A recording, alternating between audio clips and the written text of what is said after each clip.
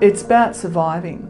For me, coming from a position where I was secure and stable, suddenly I wasn't, never considering that I would be in this position.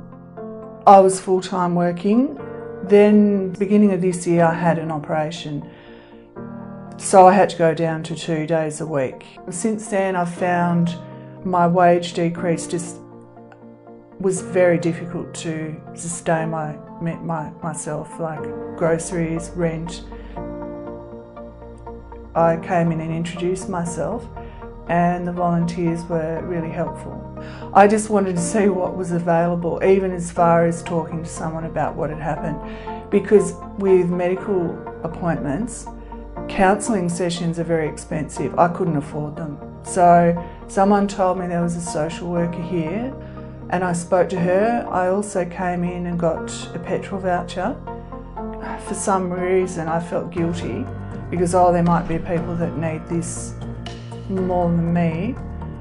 But then I met some other people that had come in to get some help, and they were similar people to me. So I didn't feel uncomfortable anymore because they were in a similar situation. If something happens, you injure yourself like I did, I don't think people realise how expensive it is to get x-rays, to get CT scans, to get occupational therapy. It just adds up. And if you're part-time, you just can't afford to live. Having to think if you're living from wage to wage, not being able to plan anything, you're not saving money, that's the worst thing. I could save before. Now it's a matter of how I'm going to survive the next 2 weeks.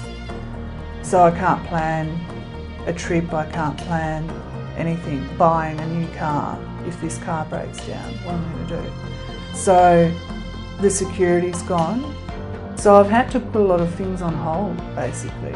It's very frustrating. Yeah, it affects you socially and would affect my personal relationships with friends because they would think I was avoiding them. I've had a few issues with that.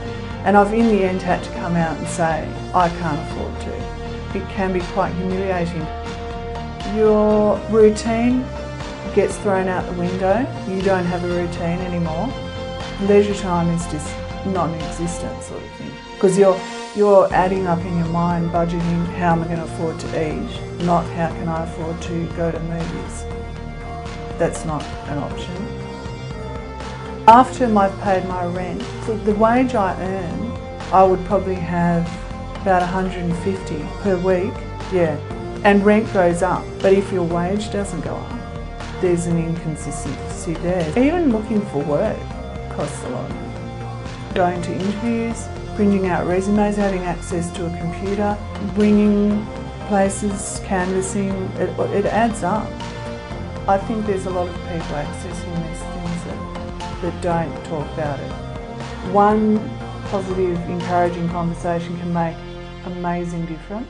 It gives people the emotional support to, even if it's a small, a token gesture, it gives people the strength to not give up, and it's what keeps people, gives them hope to, not do something drastic that they'll regret.